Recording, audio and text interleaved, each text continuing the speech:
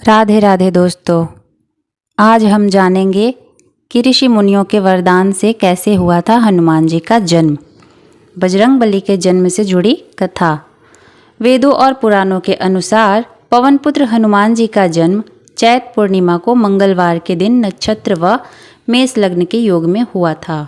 हनुमान जी के पिता सुमेरु पर्वत के वानर राज राजा केसरी थे और माता अंजनी थी। प्रभु राम को सर्वस्व मानने वाले रामचरितमानस के रचयिता गोस्वामी तुलसीदास ने एक चौपाई में लिखा है कि मंत्र महामणि विषय व्याल के मिटत कठिन कुअंक भाल के, अर्थात विषय रूपी सांप का जहर उतारने के लिए मंत्र और महामणि हैं। यानी मंत्र सकारात्मक ऊर्जा का संचार करते हैं और नकारात्मक ऊर्जा को नष्ट करते हैं।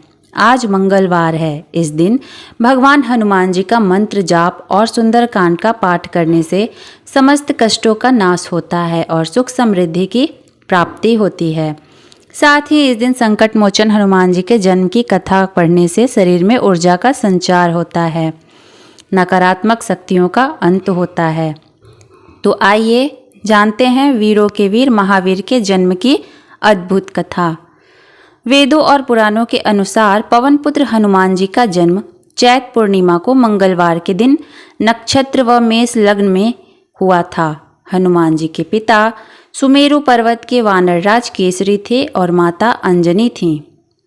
उन्होंने देखा कि बहुत से ऋषि वहां पर आए हुए हैं और वह समुद्र के किनारे आसन लगाकर पूजा अर्चना कर रहे हैं।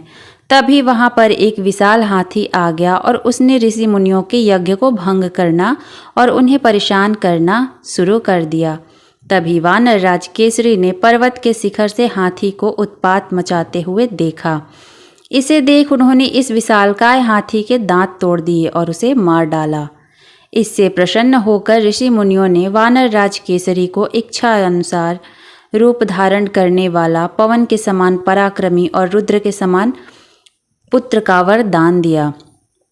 भगवान शिव के हैं 11वें रूप हनुमान जी।